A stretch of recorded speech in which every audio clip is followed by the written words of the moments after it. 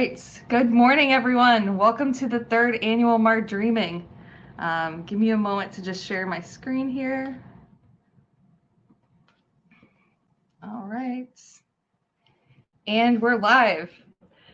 I'm thrilled to be your host for this opening session and keynote and get us kicked off here this morning, or this afternoon or this evening, depending on where you're joining us from around the world. Thank you for being here. Thank you for being a part of this. We're really excited to get started here.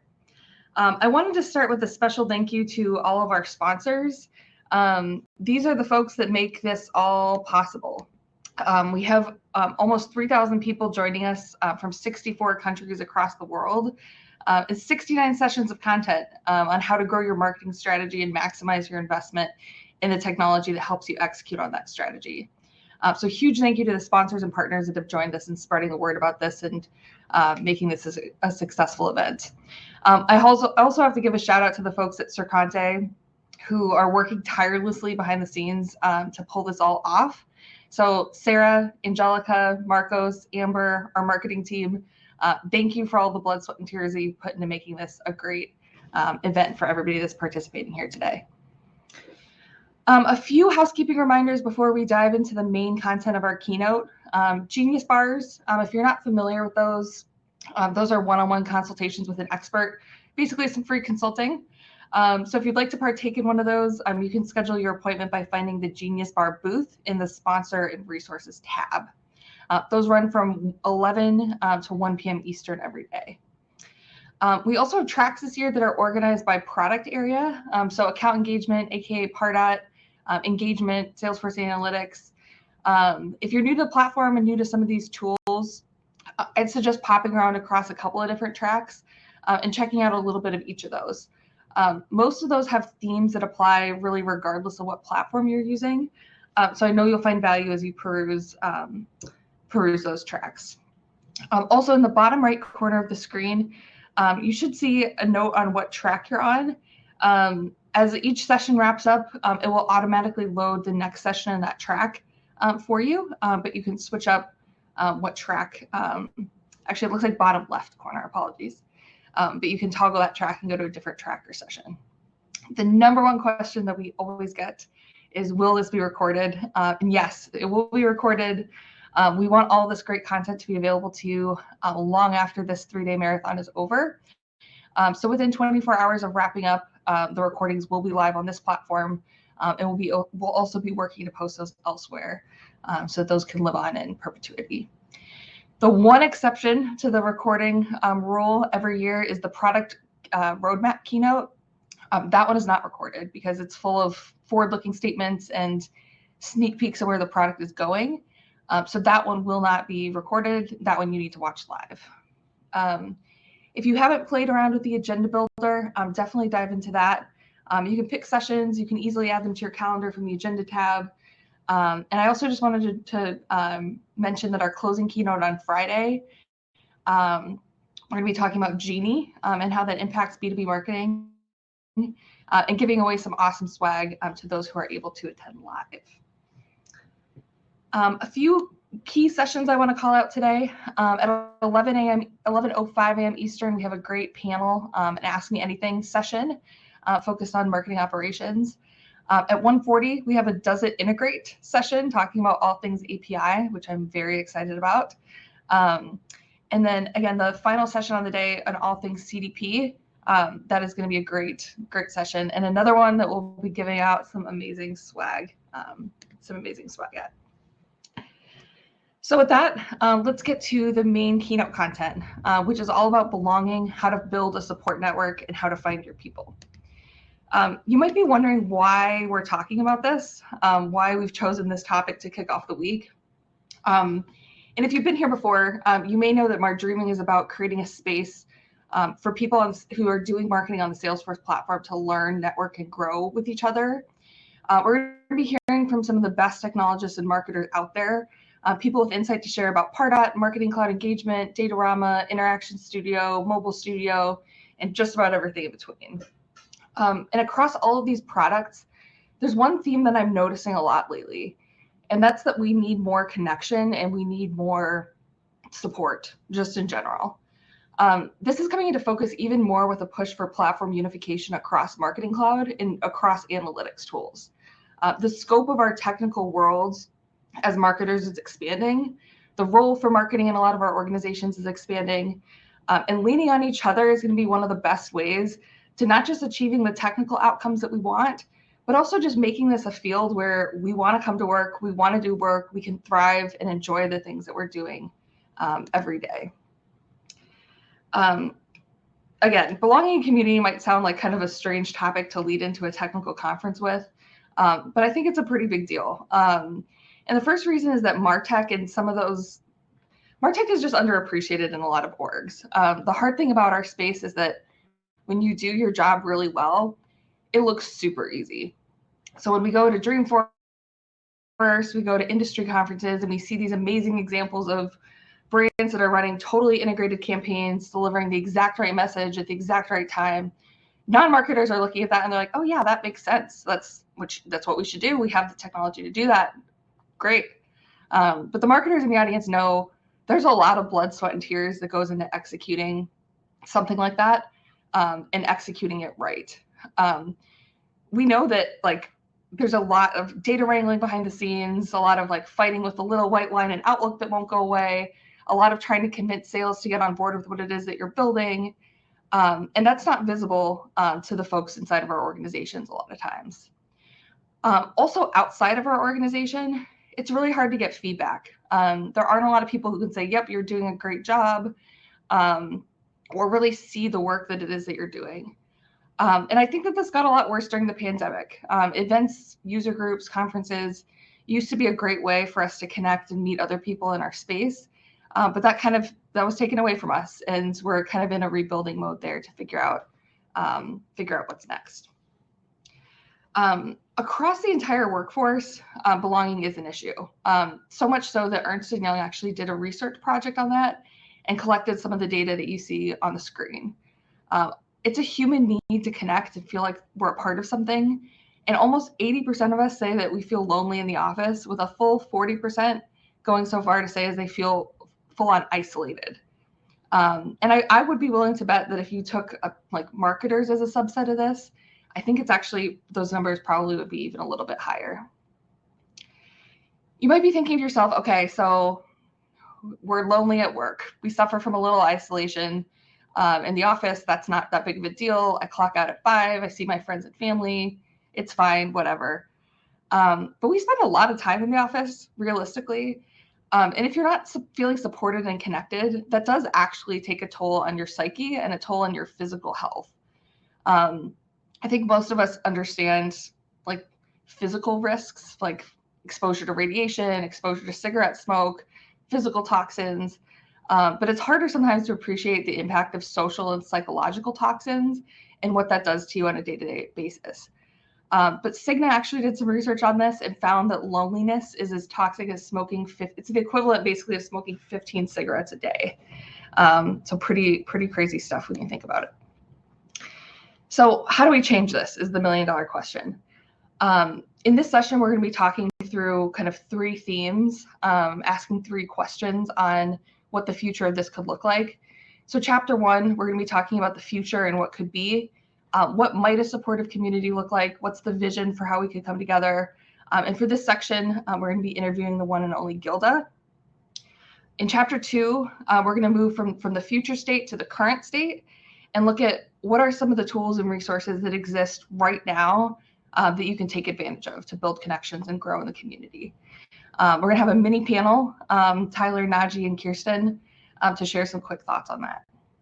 And then finally, in chapter 3, we're going to get into bridging the gap between the future, which we covered in chapter 1, current state, which we're talking about in chapter 2, and just how we bridge that gap. So Toni V. Martin is going to be our featured speaker there, talking about how we can contribute to building belonging and being the change that we want to see in the ecosystem.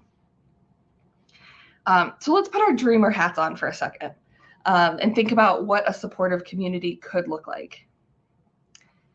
So in the chat, I would love if you could post your thoughts on what kind of social, psychological, and even just practical help would make you feel supported in the overall Salesforce ecosystem and the marketing community.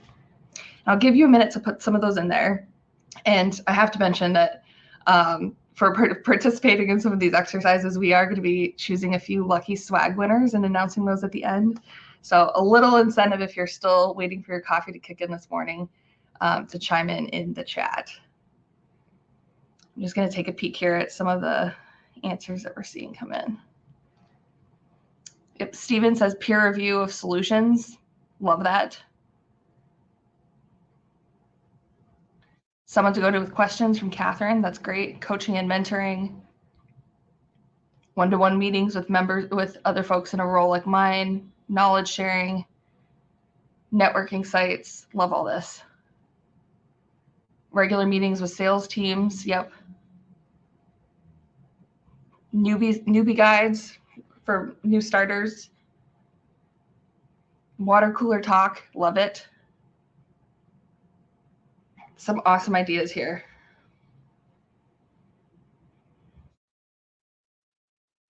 I'm going to be capturing these and sharing these in a blog because there's some great content here. Okay, we'll give another like 10 seconds or so. Empathy. I love that one.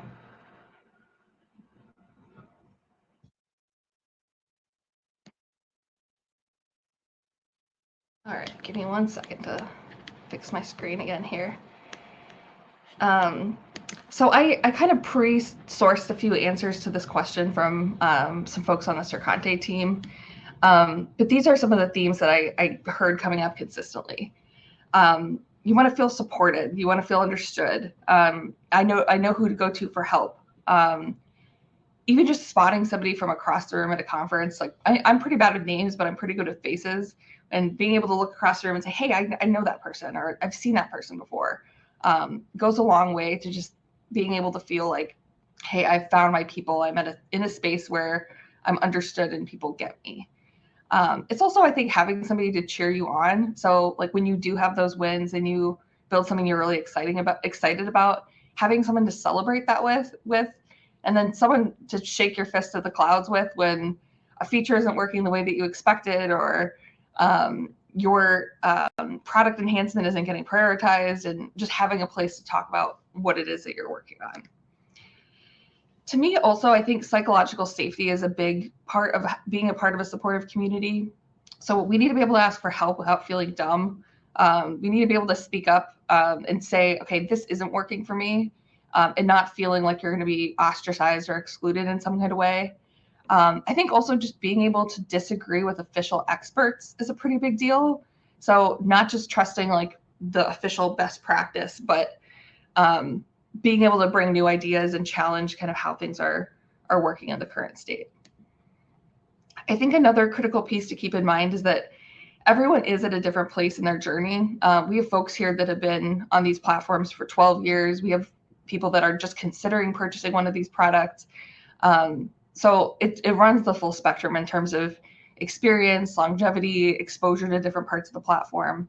And I feel really strongly that like we don't want a community where there's only 2, 3, 4, 5 people that are capable of answering hard questions, capable of writing blog content, answering questions in the Trailblazer community.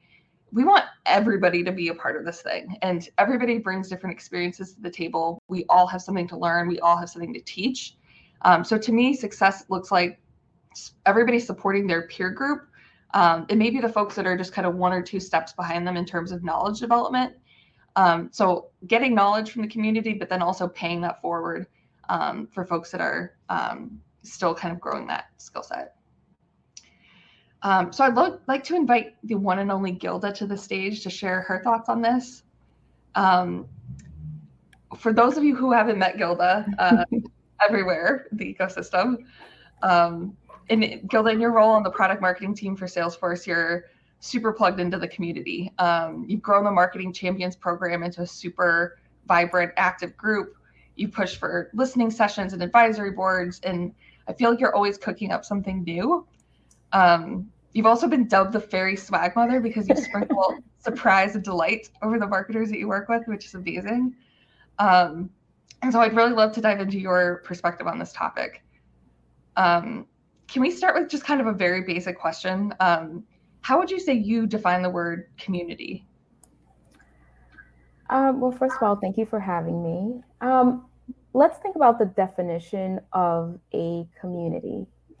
Community for me is more than just the feeling of belonging, but it's a structure for creating value, right? In a simple way, if we compare community to an audience, you build an audience, you help people.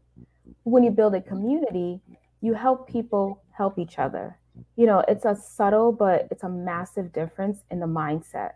So for me, when we have this community, it's more than just me building a community, or it's more than an organization building a community, but a community, we are helping each other with growth, career trajectory.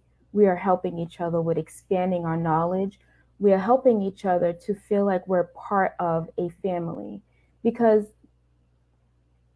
some people may have, a large family, but others, this community is more than just a place where they can go and get knowledge and, cross collaborate, attend events, but this community is their family. So with this family, they feel like they belong somewhere, and they're giving value and they're giving back. It's a good feeling that they have. So for me, that's how I look at a community, and that's why I give so much of what I can give to the community, so that it's not just me helping, but it's that person also then turning around and helping somebody else. I love that. That's amazing. I love the vision of like helping us help each other, and that really being like an amplifying and multiplying effect on the whole thing. That's a really cool thing to think through. What would you say is your vision for like the Salesforce marketing community? Like, what do you want to see this community become? I would love for it to be a knowledge sharing engine, right? Because when I look at the growth of marketing, well, if I take back, I've been in the ecosystem for over 18 years now, and I didn't have a community when I first started out. I didn't have a place where I felt I could go to find the knowledge that I needed. I was taking risks, but I was taking it on my own, and I didn't have anyone to kind of text and say, yo, what do you think of this? Right?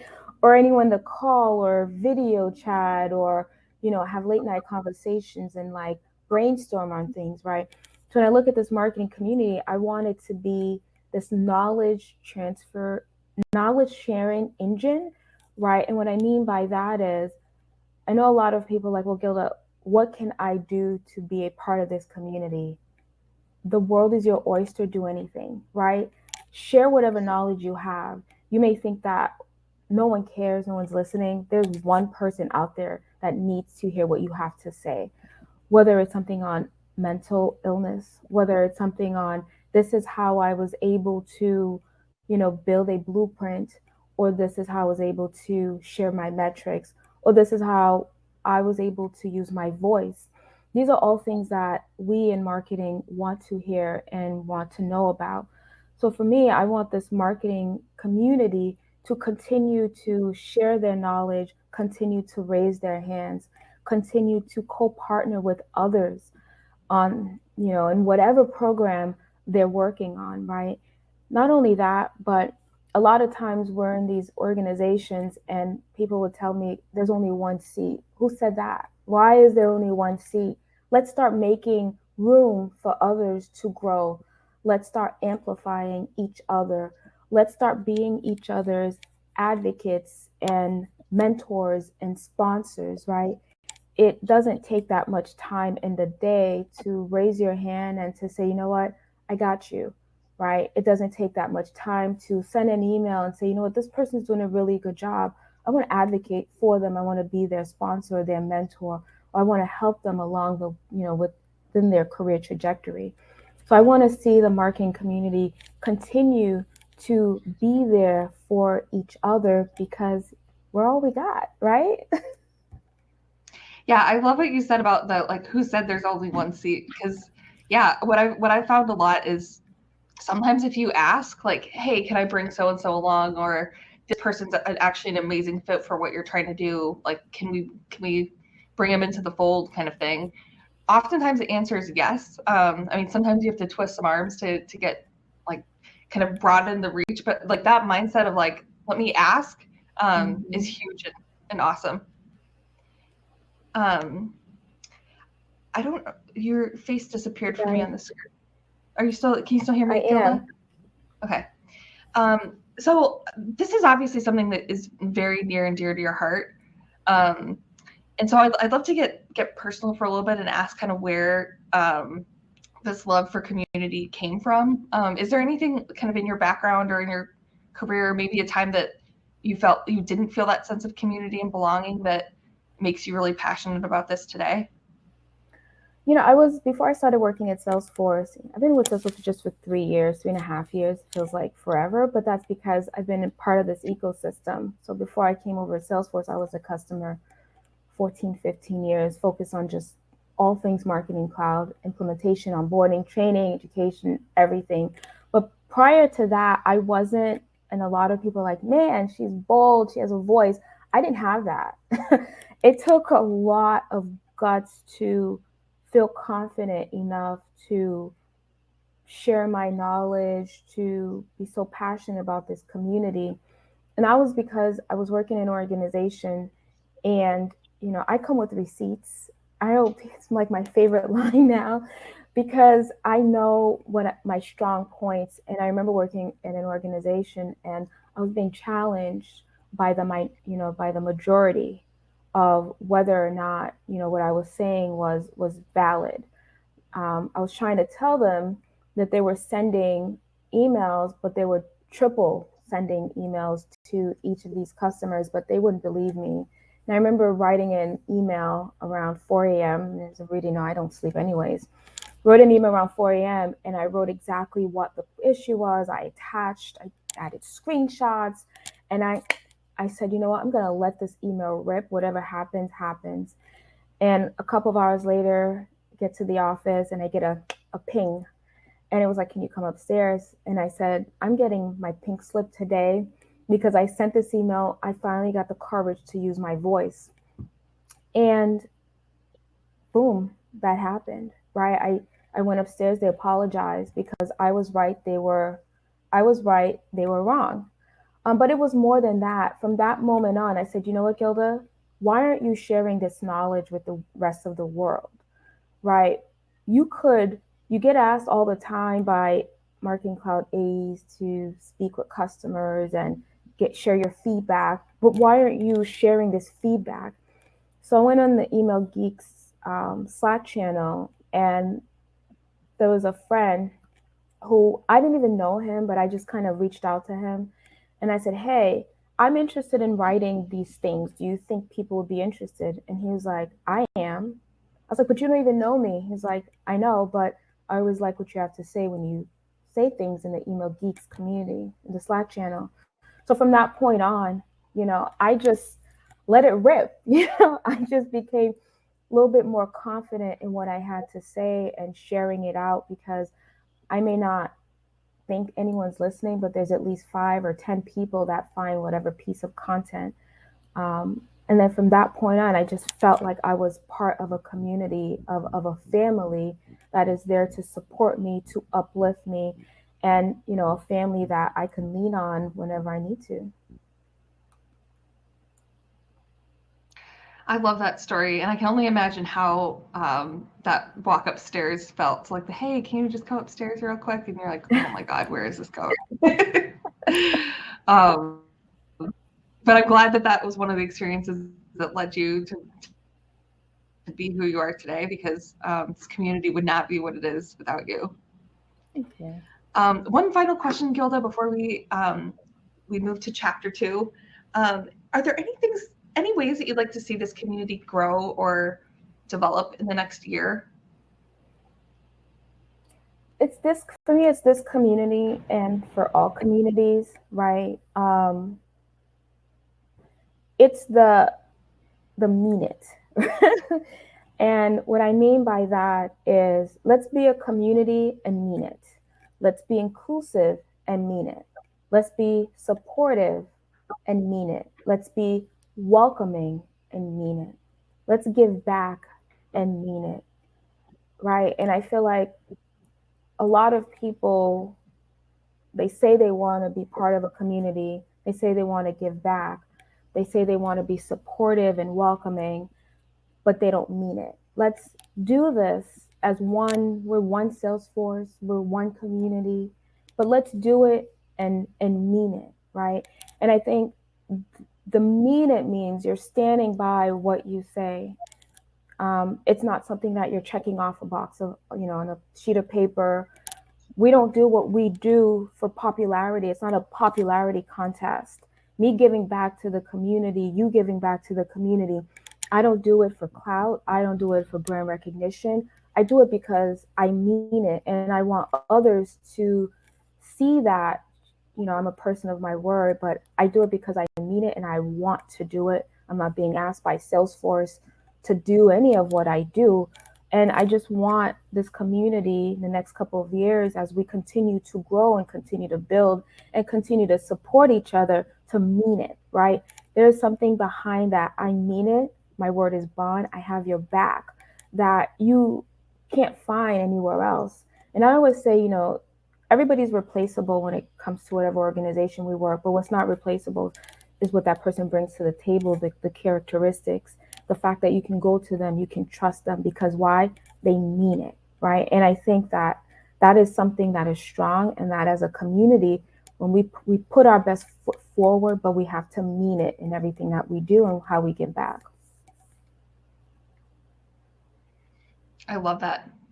Do it like you mean it. I'm going to write that on a Post-it. Along with my yo, because I send a lot of yos through text messages. All right, I'm going to pull the slides back up here, and we are going to talk about Chapter 2, so kind of navigating what is in the community. So we touched on a little bit about kind of what community feels like, what it could look like in the future, how that's going to grow. And I want to talk a little bit about the current state of the community and some of the tools that we have available. And my screen is not sharing. Let me give it one more try.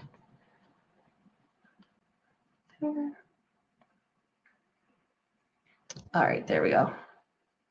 Oh, hide. That's what I need to do.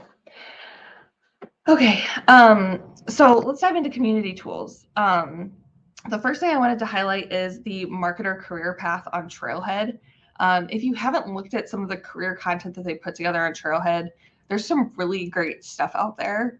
So customized learning paths based on different roles. I keep pushing them to come up with an entrepreneurship career path, because I think that would be amazing content that would help grow and bring the ecosystem forward. So plug for that. A few content creators to follow. So the spot is, I originally started, then Sercante kind of took it over, and now it's sort of become a community in and of itself.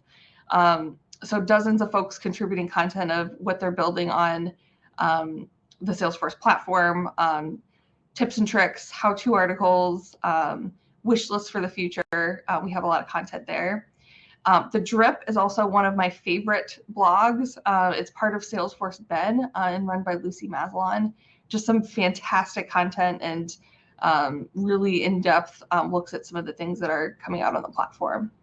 How to SFMC is another great one. Several contributors to that, posting lots of things on what's new with Marketing Cloud. And I've included a link to this deck that we'll make sure makes it into the wrap-up materials here. But this is a blog from the Drip on the top 35 Salesforce marketing blogs. So lots of places to go for great content. Next up, the Trailblazer community. If you're not familiar with this, oops, sorry, my screen share is not cooperating exactly. Trailblazer community, if you're not familiar with this, this is like the OG backbone of Salesforce Ohana. So it's built off of Chatter, but lots of groups where you can find peers, post questions, and I've highlighted a few of the groups here on the right that are probably most relevant to the audience here. Since the Slack acquisition, actually even before the Slack acquisition, there are some great Slack communities that have been spun up by different community members. So Pardashians is a very active one focused on Pardot users. How to SFMC, more focused on the engagement side of Marketing Cloud. And then Ohana Slack is focused all across the Salesforce platform, but lots of great knowledge sharing taking place there. User groups, many of these are just kind of getting back into the swing of things post-COVID, but there are groups for almost any kind of flavor of the community that you can imagine. So women in tech, developers, we have product-focused ones, Salesforce military, dev groups, architect level groups, lots of ways to connect within the user group community. Tableau also has a very vibrant community of user groups, so definitely worth checking out if you're more involved on the analytics side of things. Community events, obviously we're all at one today, but Salesforce also maintains a community event calendar. I think we're up to about like 30 or so DREAMin events taking place worldwide, and it seems like every time you turn around, there's another one being spun up. So still a few more taking place in November. And then things get rolling again pretty quickly in January, February with other content. Salesforce events are also another spot where you can find other users, connect with AEs, connect with product folks. And they've recently announced the connections date. I forgot to put it in here, but that's in early June. Dreamforce next year will be in September. And then the New York World Tour is the first of the World Tour series, which are kind of like little mini Dreamforces, I would say, a day long. But those are definitely worth checking out. Salesforce also does have a few kind of official recognition programs. The Marketing Champions one is definitely the most active in our space, and it's an annual renewal process for that. And then the MVP program is one of the older Salesforce recognition programs, but they've recently launched a bunch of changes to the program, including a 5-year term limit as an MVP, which I think is great because it will bring new faces into the ecosystem and make sure that there's lots of room at the table for new folks to be recognized. We also have a few community source recognitions. So the MarDreamies, we're going to be doing the award show for that this Thursday evening. So plan to join that if you can. But looking for some of the best kind of work examples on the platform. And then the Brandies is a new initiative that Guilda launched and her team launched.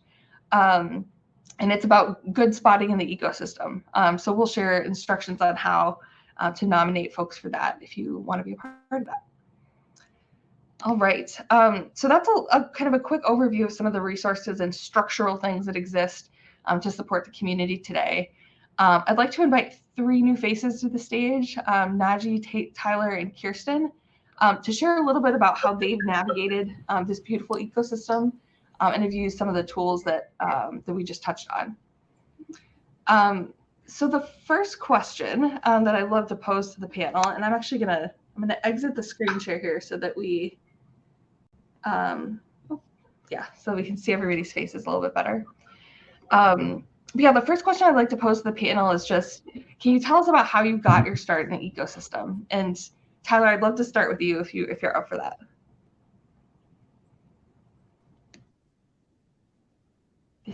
Sure, absolutely. I want to start by taking one back to a much more simple time. We'll go back to August of 2001. Some of you might have been in elementary school, middle school, high school, or maybe even graduated. For me, I just graduated high school in June. I turned 18 in July, and I headed off to basic training in August, and the unthinkable happened. I'll spare the details, as many of us have very detailed memories of what really happened that day, and it's not really something I like to discuss. Now, I didn't bring that up to bring the vibe down or anything, but 10 years later,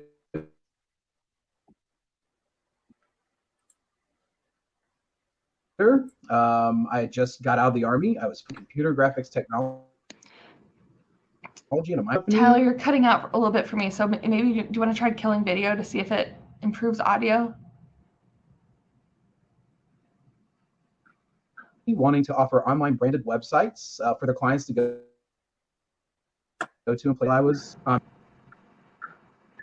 you hear me, Tyler? These are the realities of our virtual connection. Hey, Tyler, can you still hear me? kill my. Well, let's Najee, let's move on. Are we coming back? Oh, can you hear me okay? Are we coming back? Yeah. Okay. Super weird. Sorry. I'm showing green bars across my connection here. Not sure what's happening. Got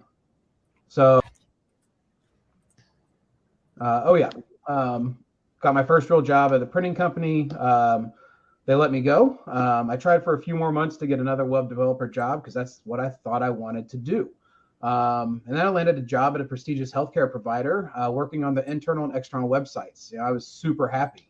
About 3 months into that job, I got a piece of paper that was dropped on my desk with a login, password, and a URL. That URL was exacttarget.com. Obviously, I had some questions. What's this? It's yours now. Why? HTML, right? Next thing I know, I'm attending back-to-back in-person training sessions with Brian Richardson under the Exact Target Academy. Still have all those certificates.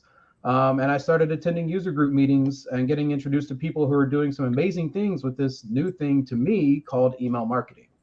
Now, almost 12 years later, here I am, a 2020 Salesforce marketing champion, a certified Salesforce marketing cloud consultant, and a Trailblazer community group leader myself. That's amazing. And I can definitely relate to the, hey, here's this shiny thing that we bought. Can you figure it out? And dropping it off on a Post-it on your desk. Like, little do you know in those moments that those become like kind of career defining pivot points. Kirsten, I believe you have a similar experience with this newfangled thing called email marketing. Can you share a little bit more? Yeah, absolutely. Thanks, Andrea. So definitely similar to Tyler. I didn't start out sending email from the womb like maybe kids these days. If you know me, I love sports. So I played soccer growing up in college and still try to do to this day. But the reason why I'm sharing that is like after graduating college, I took a gig, no surprise, working in sports. But after, I don't know how many countless dizzy bat challenges and making sure the marching band played during the media timeout, it was a little stressful to say the least. And I decided I needed a more corporate job. It was with a tech startup company, and they too handed me a login to an email tool and asked me if I could figure it out. I said, sure, why not? I would never back down from a challenge. And so basically began to teach myself how to code, how to build emails. I mastered the VLOOKUP function in Excel and was basically sending manually every send click reports to our sales team to follow up. So definitely I'm very happy that those manual days are no longer, and technology and my skill set have been able to grow with each other throughout the years. That's awesome. And Najee, can you tell us a little about your story? Yeah, so I actually have a degree in psychology, and I wanted to do all of this neuropsychology. And as you guys already know, to do all of that, like you got to go to years and years of school. And I had already had my daughter right out of college. So I'm sitting here and my sister's like, why don't we get in technology? And I'm like, but why? I don't like technology, and I don't like typing, and I don't like anything to do with technology.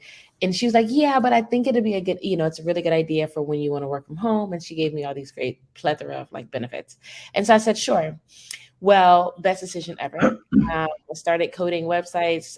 My first job was building websites for large financial companies. And one of them said, hey, could you build emails? And I was like, emails aren't, why they're not coded. And they were like, actually they are, there's code in them. And I was like, that's weird. And fell in love instantly. I have been obsessed with emails for the past 7 years now. It has been my thing. And so while at another job, they asked me to start building emails in Salesforce Marketing Cloud. And I said, well, I've never really heard of this platform before. And I said, well, I got to learn it. And I'm sure there are other people who need to learn it. And so I decided to make a post on Women of Email called 45 Days of Email, 45 Days of Emails. And it was literally Monday through Monday, every day, we're going to study Salesforce Marketing Cloud. And the the audience was excited to do this. It actually grabbed a lot of attraction, and that is when I met my mentor and one of my favorite people, Guilda. She's a big part of my growth and how I got into the community. But once I did that, yeah, I basically started to express to Guilda that I love volunteering, and she was like, "Well, have you met this person? Have you met this person? Well, what about this person?" And as you guys already know, when you start talking to Guilda, it's just up and up from there. So basically that's basically how I got my intro into the marketing cloud, and it's been great ever since. That's awesome. And yeah, Guilda is a connector among many of her awesome traits. So thank you all for sharing how you got your start. It's cool to hear how you each kind of had very different paths, but then also some common themes in each of your experiences and kind of how you've navigated the ecosystem. Tyler, I'd like to go back to something that you touched on. You mentioned finding user groups pretty early in your journey. The next question I'd love to pose to the panel is, what groups in the Salesforce ecosystem have been most impactful to you? And Najee, could you kick us off with that one? Absolutely. So for me, within the Salesforce, with the Salesforce Marketing Cloud ecosystem, I always have to say the Atlanta Salesforce Marketing Cloud user group. Obviously, shameless plug there. How to SFMC? They're a bunch of really smart. They're really smart people who love coding. So yes, that's a big part. Sisters of Marketing Cloud is a really big group. Women of Email is wonderful. Email Geeks, particularly their accessibility sections. I'm obsessed with accessibility, so this is a big deal. I have to give major props to, of course, the marketing champions. They're top tier to everything we do. But last but not least, not last but not least, BOSE. BOSE is a big group. If you guys have your own businesses and things like that, BOSE is a great group for you to join. And Black in Technology, the Salesforce group is actually a really great group too. And that's one that I belong to. We're all very tight knit. We're all family. We're close together. And we really do support each other in every single way. So those are just a few groups. Sorry, I went on so far. So many. Well, it's great that there's so many to list. I mean, I think that alone says a lot about the health of the ecosystem. Tyler, what would you say are some of the standout groups for you? Yeah, so for those of you who really, most of you don't know me, probably the first time you ever heard my name, I'm a little bit of an introvert. And so here in Indianapolis, we have a pretty tight-knit community that we stick with. And I don't just mean our Marketing Cloud community. I mean our entire Trailblazer community. We have, the groups that have had some of the biggest impact on me are our local Salesforce group, our developer group, and our Women in Technology group. They've not only inspired me to expand what I do in my professional career, but also inspired me to be a better community group leader. And I honestly can't mention impactful groups and not include the Salesforce Marketing Champions group. You want to talk about a group of people that will push you to be better. This group will do it. These are some of the brightest minds I've had the privilege to be around. And if you have the opportunity to speak with one of the Salesforce Marketing Champions, do it. They're going to totally change your perspective on the things you do within Marketing Cloud. Yeah, I love that. And I think a great question to also ask when you meet one of those people is who else should I talk to? Who else in this room should I meet? And just seeing kind of what connections come out of that. And Tyler, if you were talking to somebody who is new in the ecosystem, what would you say is one tip for somebody who's looking to build connections and build relationships? Yeah, it's super important to build these connections within the ecosystem. And the easiest way to do that is to be actively involved in the ecosystem. Go to monthly user group meetings, either in person or virtually. Especially in today's world, most of these meetings are virtual. So it really just requires you to click a link and just absorb the content now, just sitting at home or wherever you are. Attend special events like this, participate in Twitter chats. Guilda runs an amazing Twitter chat on Wednesdays. I believe on the first Wednesday of every month. So today, actually, there'll be a Twitter chat. So engage with those Twitter chats and just be active. One thing that I've always found interesting is that the majority of us marketers tend to lean on that introverted side when it comes to putting ourselves out there. And it makes it really challenging to make connections. But I also noticed that these introverts become extremely extroverted when they start talking about marketing and marketing automation and Salesforce Marketing Cloud and everything that they do. Get in these groups and start talking with people, with like-minded people like yourselves, and you're going to find yourself, becoming more involved. And just the connections you form within this ecosystem will help challenge you to approach your own problems and solutions a lot differently. There's a lot to be said about diversifying your community, because those diverse mindsets are going to take you from your box and move you into a much larger box with much more just different solutions than what you could possibly think of. I love that. Kirsten, what would your tips be? I mean, I think I would say everything that Tyler said. And I'd also like to just add that it's definitely a safe space. So again, introverts, extroverts, people would probably be surprised that I'm actually like an extrovert introvert. I like to be with people, but I also like to be a hermit. And also just like everyone feels just as awkward as you probably do when you're starting up a conversation. Hey, maybe we all go to the Guilda Yo. Maybe that will be like our, safer, like, hey, were you at that keynote? Do you know how to start up a conversation? But just remember that, everyone that's now a friend, a connection, was once a stranger. And so you've got to start somewhere. So again, this is a really, really safe space and community. So never feel like, oh gosh, I feel awkward. You probably do. So does the other person. But once you start chatting, like Tyler said, I think you'll be friends in no time. Najee, any tips come to mind for you? I would really say think of a problem. And when you think of a problem, be that solution. For instance, if you're seeing that, hey, there's not enough people talking about the building relationships with marketers, or if there's not enough people building relationships with, and we want to have conversations about datas and solutions and solution architect groups, and there's not enough support for those people, be that solution. Create the group. I bet there would literally be the largest group if we just had a Dungeons and Dragons of Salesforce Marketing Cloud.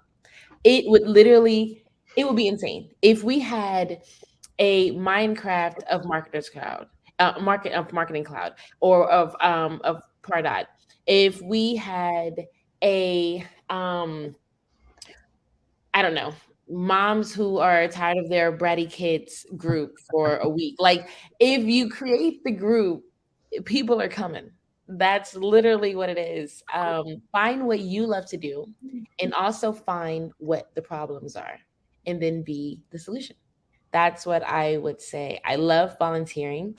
And because I love volunteering, out of that, I learned that, hey, I'm meeting Guilda, and Guilda's saying, hey, meet these other people who love volunteering. And I really, really love volunteering. So I really didn't think I would actually meet other people who enjoy doing what I do. But there are people like Tiffany Spencer, there's Debbie Klein.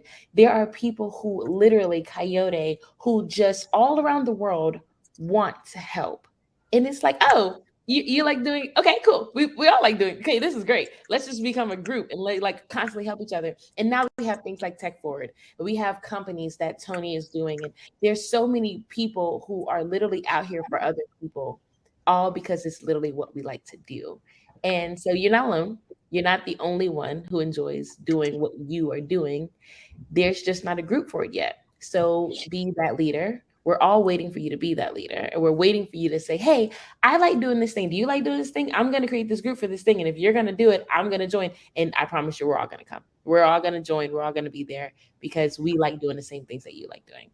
So we're just waiting on you to raise your hand. I love that. And I think you're spot on with saying, like, just put it out there and like see who like me exists in this space. If nobody raises their hand, then okay, you're the only one that's into underwater basket weaving plus Marketing Cloud. But you never know unless you put it out there. Najee, you also told me about an initiative that I wasn't super aware of before, that Kate Villanueva started. Could you touch a little bit on that in the mental health and illness trailblazer private group? So Kate is thank you, Andrea. I appreciate that for reminding me. Kate is an inspiration to everyone. She has created a safe space for those who do have mental health and who have mental health illnesses, or who struggle in the marketing cloud in community with some form of mental health difficulties.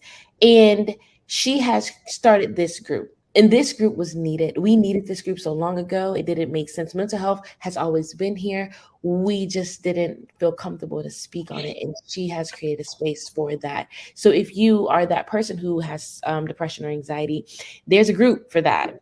And if you're an employer who's like, hey, I don't know how to work, I need more information on how to work with those who do have mental health, because mental health is literally everywhere.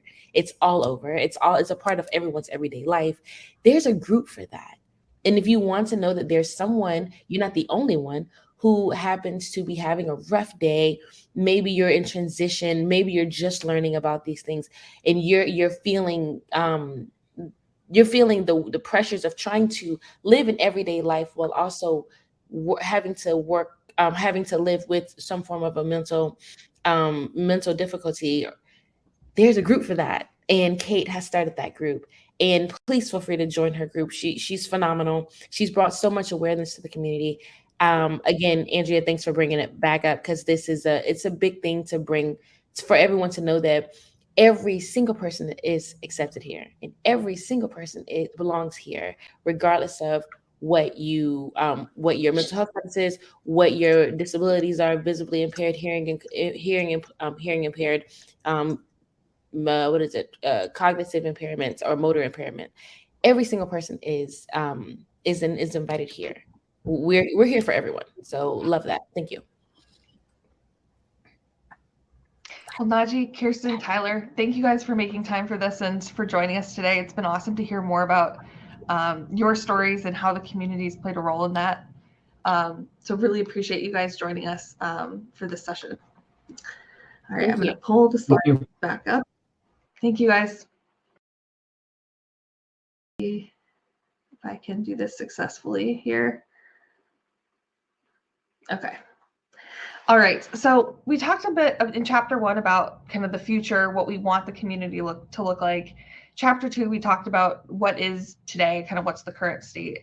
In chapter 3, I'd like to talk about kind of action items, where we go from here and how we can bridge the gap from where we want to be in the community on a personal level, where we want the community to be overall, and what we can basically do to move forward to that future.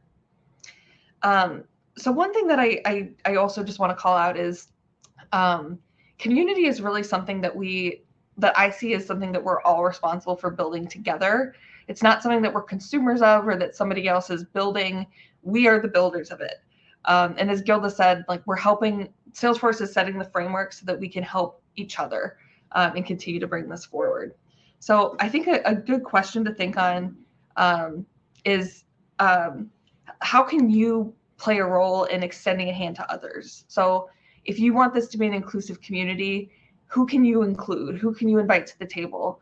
I think that's a really helpful way to kind of look at things. One of the easiest kind of first steps to contributing to engagement in the community is to step up and bring questions. So things that you're working on, anywhere you can ask for input, sharing technical roadblocks that you're running into. A few great forums for that are the Trailblazer community, the Slack communities that we mentioned, and then any social channels. It can be hard to put yourself out there and ask something. The feeling of like not wanting to look like you don't know an answer is something that I think a lot of us have ingrained from childhood kind of thing. But it's worth it. Like, making the effort and putting yourself out there is definitely worth it. And if you're asking a question, there have to be other people out there that are asking the same thing. The corollary to bringing your questions is sharing your knowledge. So of course, if people are putting questions out there, we need some answers. I do see a lot of folks in the community who are asking questions, being a little shy about contributing answers to things that I'm pretty confident they know the answers to. So answer the call, put your thoughts out there. You know more than you think often. And even a wrong answer or just, hey, did you think about XYZ can often be enough to set somebody on the right path, or at the very least spark an interesting discussion about something. Consider submitting to speak at a user group or a conference. How I built the sessions, or like hands-on tactical types of sessions are always popular, and things that these organizers are looking for. And if you're interested in writing long-form content or thought leadership types of pieces, I got to put a shameless plug out there that the Spot is always looking for guest bloggers, especially hands-on, user-oriented content. We also have opportunities to contribute to the roadmap and the future of the product. So leaving product feedback and reviews on the App Exchange, commenting on ideas. Within the last year or so, Salesforce also released the ability to vote on specific features that are on the roadmap. So taking time to contribute to the vision of where that is going. Networking and getting to know people. We talked about events and how that used to be a huge channel. Now it's kind of like staging a comeback. But also Twitter, LinkedIn, social media. Those are great ways to find some familiar faces in the ecosystem. I will also say that if somebody doesn't respond the way that you want them to, like they ignore your LinkedIn message, they ignore your Twitter DM, they're busy at an event when you try to talk to them, don't take it personally. Move on to the next person. A lot of times, we don't know what's going on in somebody else's life, and it's hard to diagnose why somebody responded in a particular way. Also, just looking for opportunities to spot good. So if you see somebody doing something awesome, you see a coworker that's built something cool, look for ways to be their cheerleader. The Brandies and MarDreamies are two ways that we can do some of that. But even just kind of looking for places to say, hey, you knocked that out of the park. You did a really good job. I received this email from you. It's gorgeous. Thank you. Those are go a long way to sort of boost morale for somebody that's in a similar place. Looking for ways to give back. So these organizations on the screen are a few that are involved in upskilling folks in the Salesforce ecosystem. And I know they're always looking for trainers, people to contribute content, people to support their missions. So making time to get involved in some of these organizations can go a long way. So those are a few kind of concrete action items that you can take to find your people. But I also wanted to touch on kind of what happens when it's not all sunshine and rainbows. I have to tell a story that when I was first getting started in the community, so I started working in Salesforce back in 2010, and I was absolutely dying to speak at Midwest Dreaming. I wasn't really familiar with the community. I didn't realize there were user groups in my area, but I just built some really cool things, and I didn't know anybody that was doing a similar job to me. And I thought in my head, okay, if I get accepted as a speaker at MarDreamin, I can ask my boss to go because there's a free ticket, and yes, it's a few days away from work, but I think I can swing it if I get accepted as a speaker. And literally all of my sessions were rejected. I think I submitted 3.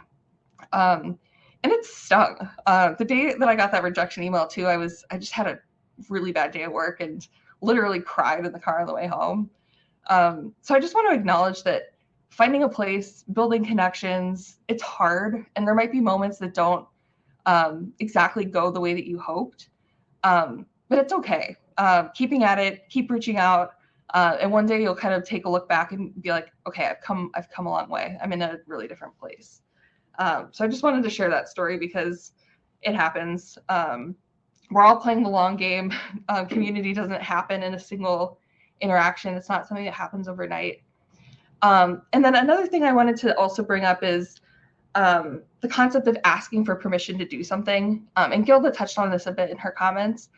But I've seen occasionally with kind of newer folks to the community that some of the programs that are intended for recognition and good finding, like MVP, Golden Hoodie, Marketing Champion, it turns into sort of like some people perceive it as you need this as a rubber stamp to get involved in the community. And that's not what it is.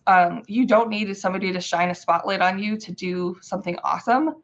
I think a healthy mindset is you do you. And if somebody else sees that and pats you on the back, great.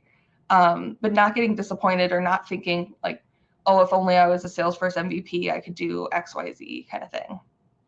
Some of the best tools and examples of innovation that I've seen lately were created by people who just saw a need and took action. So Esha Garg created a Pardot certification bootcamp in India that was amazing, very well attended. It's recorded, it's on YouTube, awesome content. Greg Gifford wrote a book on Salesforce Marketing Cloud and now sells that on Amazon. Brian Richardson wrote a Pardot rap.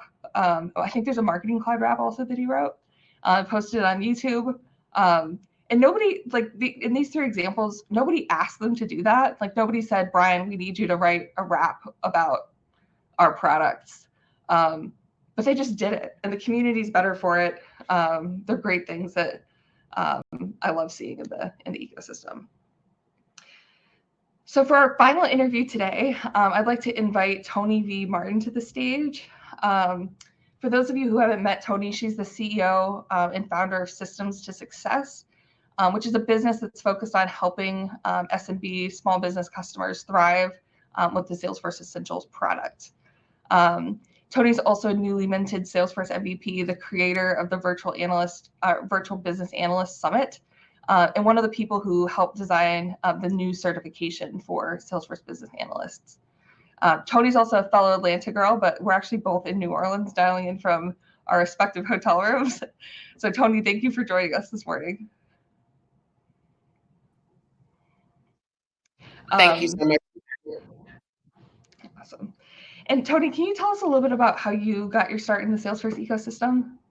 Yeah, so actually I am a marketer by background. So my first login was actually Pardot. It wasn't even Salesforce. That's a fact I don't think a lot of folks know about me. But I came to Atlanta back in 2008. And so I was getting into marketing, public relations, those types of things. And I got a marketing enablement role, and I was acting as the liaison between sales and marketing. And so we used Pardot and Salesforce, and I was thinking about kind of my career next steps. And that was the role that was most enjoyable to me. So I pursued the path as a business analyst. I'm also wondering if MarDreamin had been around back then, would I have stayed on the marketing path if I had had those resources back then? But it's okay. We all end up where we need to be. But that was kind of, how I got into being an accidental admin first, and knowing that wasn't a good fit for me. I'm not a configuration person. I'm more business process improvement. And so the BA path is where I landed. But I do feel once a marketer, always a marketer. So I bring that lens to everything that I do for my business, for my branding, whatever I've done. It's because of my roots in marketing. I love that. Can you tell us the story of the Virtual Business Analyst Summit? How did you start this, and what was kind of the motivation behind starting this? So the motivation was when I, started on this career path, there were few, if any, resources dedicated to being a Salesforce business analyst. There were some resources for just general business analysis, but little to none for the Salesforce specific role. And I had all these questions, what's the day-to-day of a Salesforce BA look like? What tools do they use? What methodologies? What is this agile? What do I need to know? What's the user story? When do you write those? What makes those good?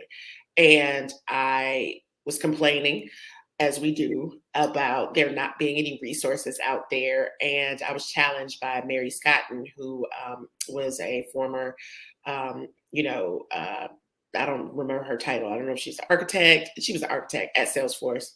And she challenged me. She said, whatever you don't see out there, why don't you create it? And I was like, that's a great idea. So rather than me having a million informational interviews and reaching out to folks on LinkedIn and having one-on-one conversations, I thought, hey, I can present this to the world. I knew that everybody can't make it to Dreamforce. Everybody can't make it to, in-person events. And coming from the marketing world that I did, virtual conferences were like standard. And back then in the day, they used to be telesummits. So you used to have to dial in. And you would just be on this bridge line. And, you know, you would hear all these speakers. And so I kind of combined all of my experiences to launch the summit because I knew other people were in the same boat that I was, asking these questions, wanting to know this information about this career path.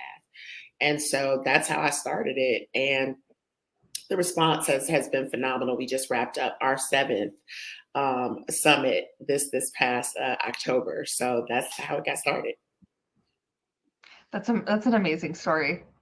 And Toni, what would you, if you were talking to somebody who's kind of in the very early stages of looking to connect with others in the Salesforce ecosystem, what tips or suggestions would you have for people that are in that spot? I would issue the same challenge that Mary issued to me. What do you not see that's missing and created?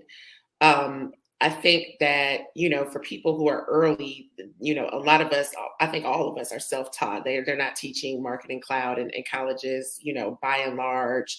They're not teaching business analysis, you know, by and large. It's not something that you get. Most of us stumble onto this. And so there's so much imposter syndrome. And, you know, Andrea, you and I are MVPs. Woo-hoo. We haven't always been MVPs. You just shared your story about, you know, those rejections of your 3 submissions for MarDreamin. I failed my administrator certification twice. So, you know, you see us today and, you know, you see us getting featured and recognized, but we started exactly where you are, frustrated. You know, Guilda talks about being fired. Right. And look at where she landed. So all of us start, you know, kind of with these backgrounds that aren't, you know, perfectly pedigreed, but you can add your voice to the conversation and we need your voice. So I think the first thing is to just know that no matter where you are, you have something valuable to contribute. And that's, you know, one of my goals with the summit is to make sure that it's not just stacked with experts, MVPs. It's everyday working folks just like us who are on the front lines. A lot of people, this is their first time ever speaking. So it's not about, you know, kind of who you know and who you're connected with. It's really about what value you have to offer that other people could benefit. You know, if you think about yourself as, hey, you know, I'm just getting started, you know, maybe I'm at a level 2. Well, the person who's at level 0 can be helped by you. You don't have to be at level 10. So I think adjusting your mindset to know that you all have something to contribute is the first tip I would give. Yeah, I love that mentality of like you can help somebody. Like you may not be able to answer every single question that you come across, but where you can contribute and where you can add value, like show up for the people around you and like be a part of the solution kind of thing. Are there any like misconceptions or myths about the community that you'd like to call out? Oh, a ton. How much time do we have? So I think the first thing is that everybody doesn't have to do what we're doing right now. Everybody does not need to be on camera. Everybody does not need to speak. That is not the route to success. If you're introverted, you know, blogging, writing, engaging on your social platforms that you prefer, you know, those are things that you can do. So don't feel pressured to, you know, speak on stages or do, you know, conferences like what we're doing. You don't have to do that. I know a lot of people are like, I hate going on camera. Well, what about podcasting? You know, so we do not have enough Salesforce-based podcasts. There's a huge need for that. There's a huge need for content in every lane. So I think also the misconception that, you know, somebody's already done it. Like you and G were talking about kind of all the unique things about you that other people probably have in common as well. So, you know, I hate when people are like, oh, somebody's already doing that. If you like mystery novels, don't you read mystery novels by like 10 different authors? You know, you don't just stick to one. If you like sneakers, don't you wear, well, unless you're a diehard sneakerhead, you probably wear brands, multiple brands. So people who engage in, you know, kind of different arenas, like there's room for everybody. So that's one misconception. And just, you know, I think also looking at people's end results. So you have this 3-day conference, I have a multi-day conference. You don't have to start with that. You could just start with a Slack group, as people were mentioning. Or just, kind of just, Salesforce Saturday, going, speaking locally, connecting with people. It does not have to be a grand platform for you to contribute. I love that. And it also doesn't have to be a grand plan either. Like you can just kind of start doing a few things, see what feels right, see who you connect with. Yeah, there's a lot of ways to get the ball rolling. So Toni, thank you for coming today. I love what you've built with the Virtual Business Analyst Summit, and I love just kind of your ethos and worldview on the whole ecosystem. Any final words of wisdom or thoughts that you want to share to wrap things up? Yeah, a few. So also I wanted to call out something that Guilda said, talking about that audience of one. Kind of not thinking about the masses and just thinking about, is there one other person who could be helped by what I'm doing? But, I don't want to get too church lady on y'all, but I have a saying that your obedience causes ripples. And what that means is that whatever you're led to do, it has a greater impact beyond just yourself. And when you are obedient to whatever that inspiration is, that spark is, you just don't know how that's going to ripple out and affect other people. So you kind of have to do it because you might be a catalyst for someone else's change. For me, I've redefined kind of MVP to stand for mission, values, and purpose. And one of the biggest tips I would say is to remove yourself from the equation and think about service. So, when you're thinking about serving people, it's less about, well, how do I look? And I'm not qualified and I don't have these credentials. And it's more about, I have something to contribute. Someone, even if it's just encouragement, you might not have your certification, but you're a super positive person who encourages other people and you're cheerleading for other folks when they get theirs or when they solve a problem. That's valuable. And when you think about it in that lens, you're going to be so much more fulfilled and the work gets easier because it's really not about you at that point. I know for me, with my summit, oh gosh, there was a woman at Dreamforce and, she teared up, saying that my summit was the first time that she felt kind of recognized in her role.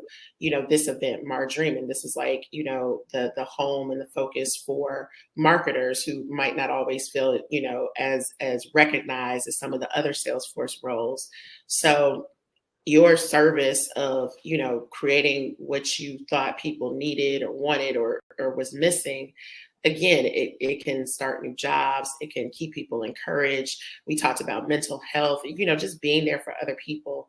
I think that I just want to leave people with that piece of remove yourself from the equation and whatever you're led to do.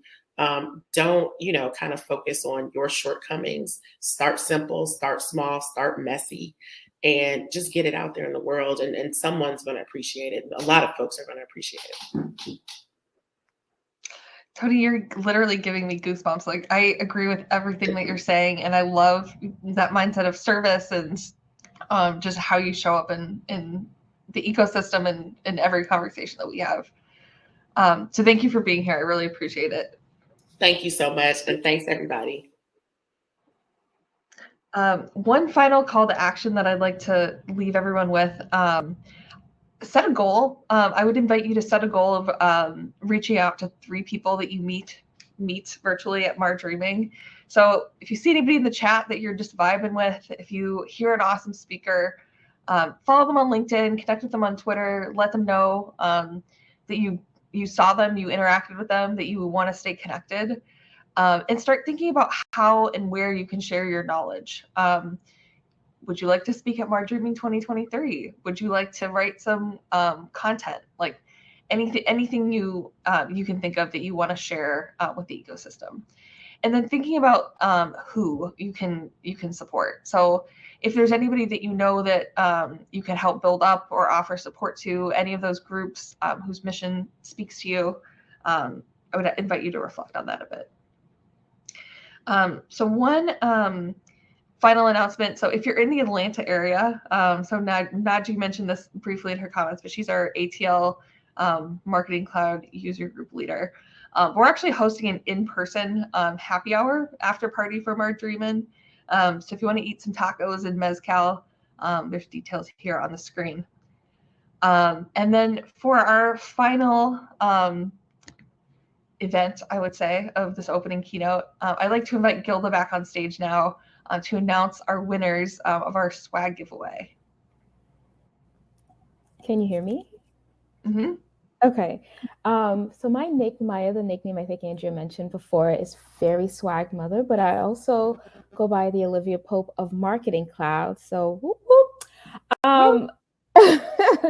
So I am a big believer in swag. I love swag. And I'm not necessarily saying that we live vicariously through swag, but I like to kind of pop in here and there and surprise people. And what better way to surprise people than at this amazing event, MarDreamin. So we would like to announce the 3 winners who will be getting some delicious items from our Trailblazer store. So Anthony Rodriguez, Crystal Brooks, and Mike I'm going to butcher this name, Kaifo? And if I said your name wrong, Mike, please, I apologize. These lucky winners will be getting something really special from the Trailblazer store. We will be contacting them after the event with more details. And let me just say, the next couple of days, we're going to be dropping in questions here or there, and swag will always accompany those questions. So please continue to attend MarDreamin and attend the sessions. We will be giving away some amazing swag throughout the rest of the next 3 days. Yeah, there really is going to be a lot of swag over the next few days, which I'm really excited about. It just makes everything a little more. And you know what? The other thing is some of these swags are unique, right? So you might be the only person in the entire ecosystem to have these cool swag. Love it. Well, thank you all for joining today for our opening keynote. This is just the beginning of the awesome content that we have ahead for the next 3 days. So look forward to seeing you throughout the conference, and please use the hashtag MarDreamin2020 too when you're posting on social.